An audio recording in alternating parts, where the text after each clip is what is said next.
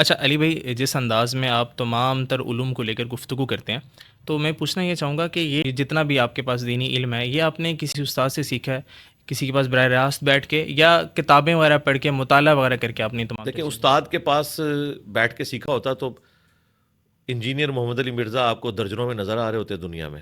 تو اس سے تو یہ پتہ چل گیا کہ کوئی ایک استاد تو ایسا نہیں ہے، ادروائز تو وہ بھی یہ سارے کام کر رہا ہوتا، ملٹی ڈائریکشنل.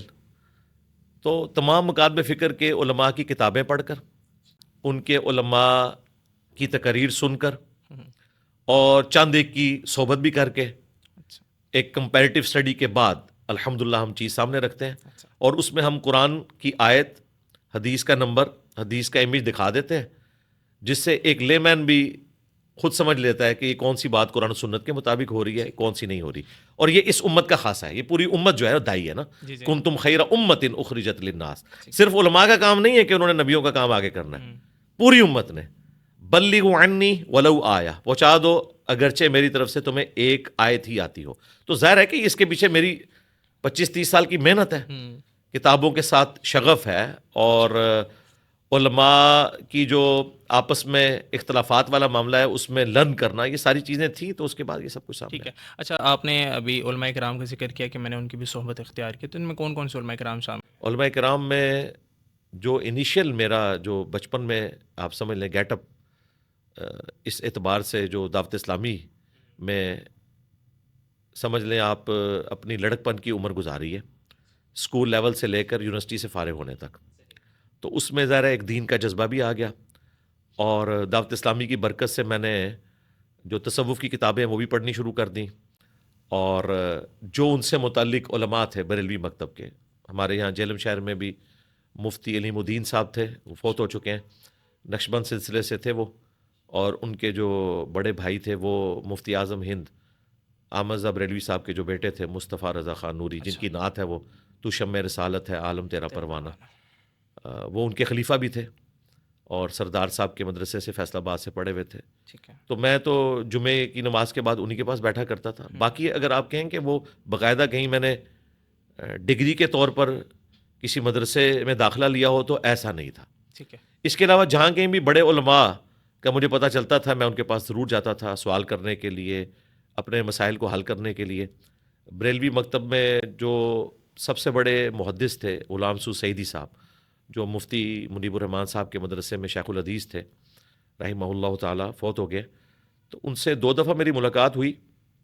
ان کی میں نے شرح صحیح مسلم پڑھی تھی 7 جلدوں میں. بیسیکلی وہ ایک سمجھ لیں علم کا خزانہ ہے. اور میں اپنے اسٹوڈنٹس کو بھی ریفر کرتا ہوں کہ اگر آپ نے کمپیریٹیو اسٹڈی کرنی ہے تو شرح صحیح مسلم ضرور غلام سو سعیدی صاحب کی پڑھیں. اس سے میرا دماغ کھلا، کیونکہ انہوں نے کئی جگہ پر اعلیٰ حضرت سے بھی اختلاف کیا ہوا تھا. اچھا. تو وہ ایک پہلا موقع تھا کہ مجھے سمجھ آئی کہ آپ اپنے فرقے میں رہتے ہوئے بھی کسی بڑے سے اختلاف کر سکتے ہیں. پھر میں ان کو ملنے کے لیے بھی گیا. جو بھی چیزیں میں ڈسکس کرتا تھا وہ کہتے تھے میں نے سب کچھ لکھ دیا. دیکھیں، علماء جب کوئی تفسیر یا شرح لکھتے ہیں وہ اس لیے لکھتے ہیں کہ صرف وہ لوگ ہم سے استفادہ نہ کریں جو ہماری صحبت میں بیٹھتے ہیں، بلکہ وہ لوگ بھی استفادہ کر لیں جو ہم تک پہنچ نہیں سکتے. امام بخاری رحمۃ اللہ علیہ نے صحیح بخاری اس لیے نہیں لکھی ہے کہ یہ ان کے پرسنل نوٹس تھے، ورنہ تو اپنے ساتھ ہی دنیا سے لے جاتے. احمد رضا بریلوی صاحب نے قرآن کا ترجمہ اس لیے نہیں کیا تھا کہ ان کے پرسنل نوٹس تھے، انہیں تو عربی آتی تھی، ترجمہ انہوں نے پبلک کے لیے کیا، کنز الایمان. تو علماء نے اپنی ساری جو دینی خدمات ہیں وہ ریٹن فارم کے اندر پبلک کے سامنے رکھ دی ہیں.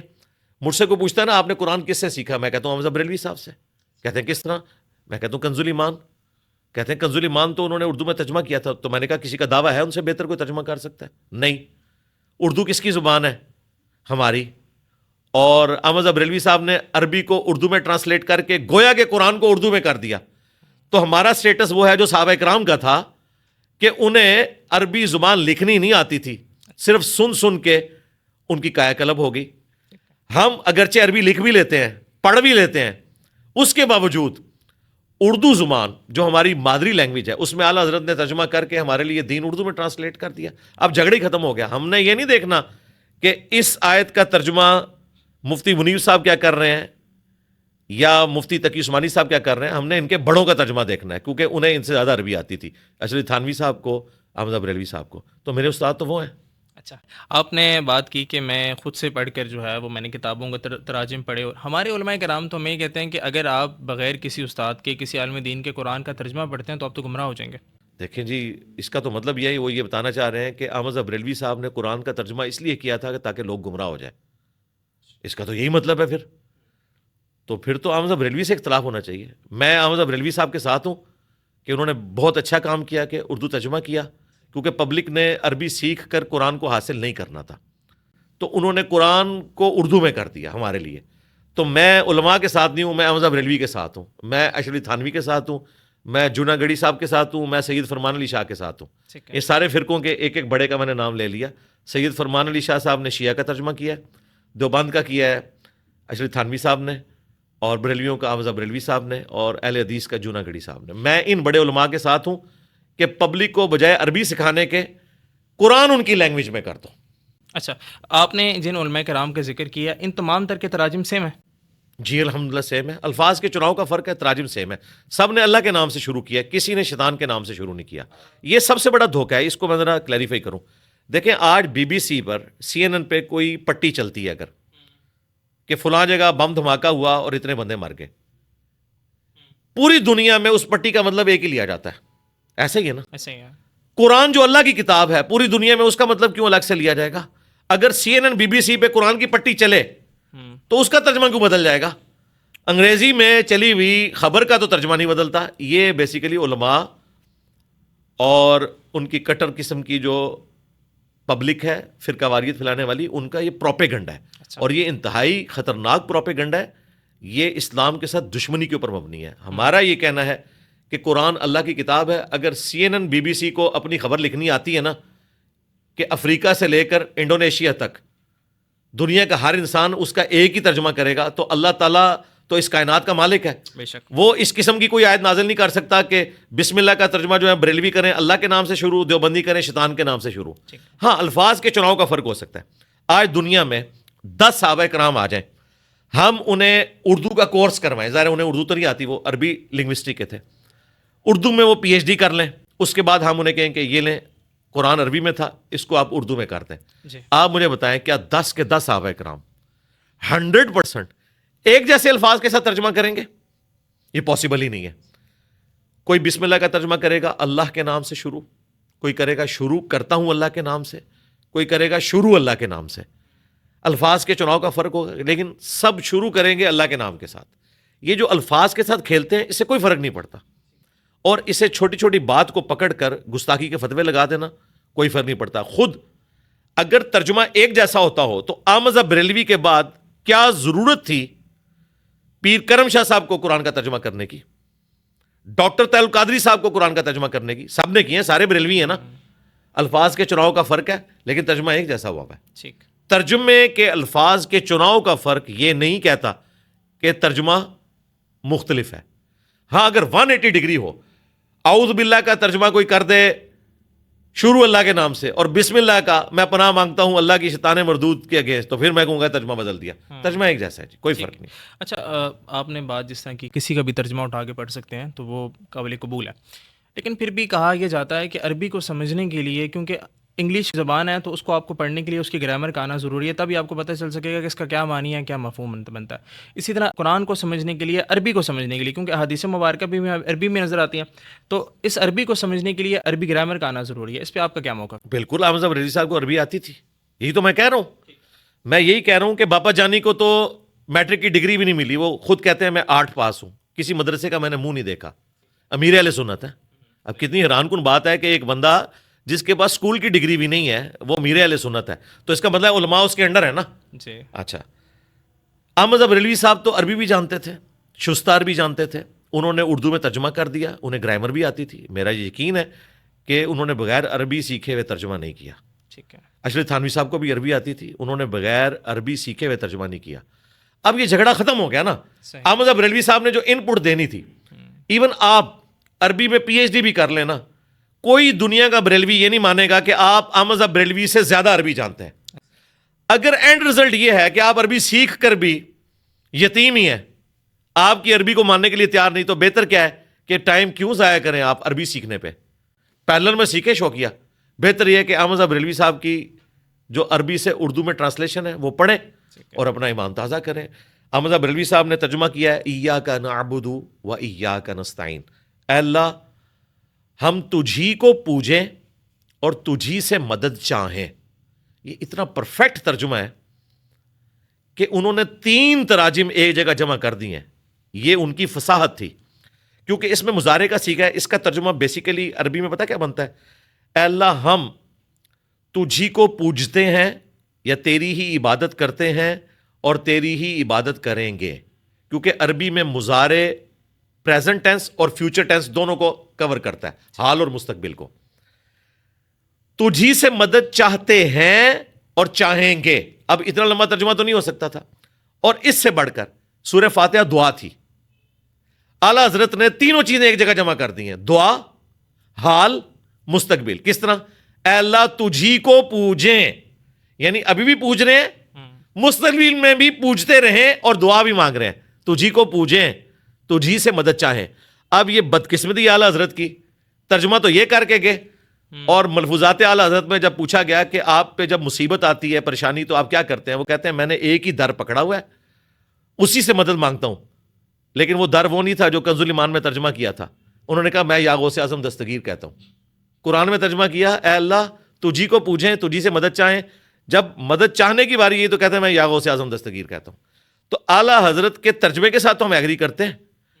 انہوں نے اپنے ترجمے سے خود جب بغاوت کر کے کوئی اور عقیدہ بتایا ہے، اس سے ہم ایگری نہیں کرتے. ہم قرآن تک ان کے ساتھ ہیں. آپ نے بات کی کہ ہم اعلیٰ حضرت کے ساتھ ترجمے تک ایگری کرتے ہیں، ان کی باتیں تو باقی چیزوں سے ایگری نہیں کر سکتے. جب ہمیں گرامر ہی نہیں پتا تو ہمیں کیسے پتا ہوگا کہ اعلیٰ حضرت کا ترجمہ بالکل درست ہے؟ ہمیں ضرورت ہی نہیں نا جی. To cut the story short, اس کی وجہ یہ ہے کہ اگر یہ بریلوی مجھ سے سوال پوچھ رہے نا تو میں اس سے پوچھوں گا کہ یہ تو تب مجھ سے ڈسکشن کرو جب تم اس چیز کو غلط کہتے ہو. کیا بریلوی کہتے ہیں کہ احمد بریلوی کا ترجمہ غلط ہے؟ بریلوی علماء جو عربی جانتے ہیں وہ کہتے ہیں کہ ان کا ترجمہ غلط ہے. تو یہ تو چیپٹر کلوز ہو چکا نا. ہاں یہ اعتراض دیوبندی کر سکتا ہے، تو میں اسے کہوں گا کہ سب سے بہتر اشرف تھانوی کا ترجمہ ہے، لے آ، انہوں نے بھی یہ ترجمہ کیا ہوا ہے. تو میں جھگڑی ختم کروں گا نا. میں انجینئر ہوں. To cut the story short, میں اس بون آف کنٹینشن کو الگ کر کے میں کہتا ہوں تو بتا بھائی، جس کا ترجمہ ہے میں اس کو مانوں گا، تو بتا ترجمہ کس کا. ٹھیک ہے. اچھا، آپ نے ابھی مضارع کے صیغے کا ذکر کیا. اس سے پہلے کہا یہ جاتا تھا کہ انجینئر مرزا علی صاحب کو قرآن کریم فرقان حمید دیکھ کے پڑھنا نہیں آتا. ٹھیک ہے. اب یہ کہا جاتا ہے کہ آپ کو عربی عبارات کو پڑھنا نہیں آتا کیونکہ آپ گرامر سے ناواقف ہیں. لیکن آپ ابھی مضارع کے صیغے کے ذکر کر رہے تھے، تو آپ کیا عربی گرامر سے واقف ہیں؟ میں نے اتنی عربی گرامر سیکھی ہوئی ہے کہ میں قرآن پاک کا ترجمہ کر لوں. باقی میں تب آزمائی پھر بھی نہیں کروں گا. میں سولوشن اینڈ پہ کھڑا ہوں. میں کبھی بریلویوں کو نہیں کہوں گا کہ میں ترجمہ کر رہا ہوں. میں کہوں گا اعلیٰ حضرت نے یہ ترجمہ کیا. تو جھگڑا ختم نا. یہ ایک اچھے ٹیچر کی نشانی ہوتی ہے کہ وہ کوئی بون آف کنٹینشن نہیں رہنے دیتا، سولوشن اینڈ پہ کھڑا ہوتا ہے بجائے پرابلم اینڈ پہ کھڑے ہونے کے. اچھا کہتے ہیں قرآن نہیں پڑھ سکتا، کوئی مسئلہ نہیں. میں قرآن پڑھنا جانتا ہوں یا نہ جانتا ہوں، اس سے اعلیٰ حضرت کا ترجمہ تو غلط نہیں ہو گیا نا. میرا تو مقصد یہ ہے کہ بتاؤں کہ اعلیٰ حضرت نے قرآن کا ترجمہ کیا. قرآن اللہ تعالیٰ نے نازل کیا اپنے محبوب صلی اللہ علیہ وآلہ وسلم پر، اور وہ ہماری ہدایت کے لیے. اس جھگڑے کو ختم کریں. اور پھر میں نے ان کو کہا تھا کہ آپ جس کو مفتی اعظم سمجھتے ہو نا، اس سے قرآن کا کوئی ایک رکوع تلاوت کرواؤ. ٹھیک ہے. اگلا سورج طلوع نہیں ہونے دوں گا، میں بھی وہی رکوع تلاوت کروں گا، اور قاری حضرات فیصلہ کر لیں گے قرآن اچھا کون پڑھ سکتا ہے. اور یہ بھی ان کے لیے، مجھے کوئی خواہش نہیں ہے. مجھے پتہ ہے کہ یہ لوگ عربی مجہول پڑھتے ہیں، کیونکہ یہ جو عربی میں احادیث کی کتابیں پڑھائی جاتی ہیں نا، وہ تجوید کے ساتھ نہیں پڑھائی جاتی. آپ غامدی صاحب دیکھیں، ان کو عربی لٹریچر بھی آتا ہے. اگلے دن انہوں نے سورۃ المائدہ کی آیات پڑھی. ہماری پنجاب کی عورتیں ان سے بہتر عربی میں تلاوت کر سکتی ہیں. میں حیران ہو گیا. وہ تو بالکل اس طرح پڑھ رہے تھے جیسے کوئی پنجابی پڑھتا ہے، اور قرآن پڑھ رہے تھے. اس لیے کہ انہوں نے معروف عربی سیکھی نہیں ہے جو قرات کے لیے ریکوائرمنٹ ہے، وہ انہوں نے نہیں سیکھی ہوئی. عربی آتی ہے ان کو. مفتی منیور رحمان صاحب عربی آتی ہے، قاری بھی ہیں، اچھی بول لیتے ہیں. مفتی تقی عثمانی صاحب بھی. ان سارے لوگوں سے کہیں کہ ایک ایک قرآن کا رکوع تلاوت کریں، اور جواباً میں بھی کر دوں گا. پتہ چل جائے گا کہ علی بھائی ایک عام پرسن کیسے فیصلہ کرے گا کہ آیا کے سامنے جو محدث نے یا جس نے بھی اس کا حدیث کا ترجمہ کیا ہوا ہے وہ بالکل درست ہے. اکثر من کنت مولاہ فہذا علی مولا، یہ حدیث بیان کی جاتی ہے. اس میں غلطی کو بتائیے، اللہ تعالیٰ معاف فرمائے. اب اس میں کچھ لوگ مولا کا مطلب دوست لیتے ہیں، کچھ لوگ مددگار لیتے ہیں. کس کی مانے؟ اگر ہمیں خود جب سارے ترجمے ٹھیک ہے. مطلب کہ مددگار کا بھی ترجمہ جی چاہیے. مولا کے 4 معنی ہیں. آقا کے لیے بھی استعمال ہوتا ہے, ٹھیک ہے. جگری دوست کے لیے بھی ہوتا ہے, مددگار کے لیے بھی ہوتا ہے, اور اس غلام کے لیے بھی ہوتا ہے جو اپنے آقا کا اتنا لاڈلا ہو کہ اسے وہ آزاد کر دے. جس طرح ہم کہتے ہیں سفینہ مولا رسول اللہ, زید ابن حارثہ مولا رسول اللہ, صوبان مولا رسول اللہ. یہ نبی اسلام کے غلام تھے جو رسول اللہ نے آزاد کیے تھے. حضرت بلال جو ہے وہ مولا ابو بکر ہیں, حضرت ابو بکر نے انہیں آزاد کیا ہوا تھا. تو چاروں معنی بیک وقت درست ہوتے ہیں, اس میں تو کوئی اختلاف نہیں ہے. من کن تو مولا والی حدیث کے ترجمے میں کسی کا کوئی اختلاف نہیں ہے. اس کے بعد جو رزلٹ نکالا ہے نا کہ وہ وسیع رسول ہے, وہ تو اس میں موجود بھی کوئی نہیں ہے. اس کے اوپر سنی شیعہ کا اختلاف ہے. آقا تو سارے مانتے ہیں. کون کہتا ہے کہ حضرت علی ہمارے آقا نہیں ہے؟ سارے مانتے ہیں. کون کہتا ہے کہ حضرت علی جو ہے وہ ہمارے جگری یار نہیں ہے؟ سارے مانتے ہیں. کون کہتا ہے کہ حضرت علی ہمارے مددگار نہیں ہے؟ سارے مانتے ہیں. مددگار سے مراد یہ ہے کہ دین ان کے ذریعے ہم تک ٹرانسفر ہوا. مددگار سے یہ مراد نہیں ہے کہ آپ حضرت علی کو اس وقت پکاریں گے تو وہ آ جائیں گے. ان معنوں میں تو کسی کا بھی نہیں ہے ترجمہ, یہ تو مانتا ہی نہیں ہے. اس کی وجہ یہ ہے کہ حضرت علی سے پہلے آرمی چیف کون تھے؟ حضرت حمزہ.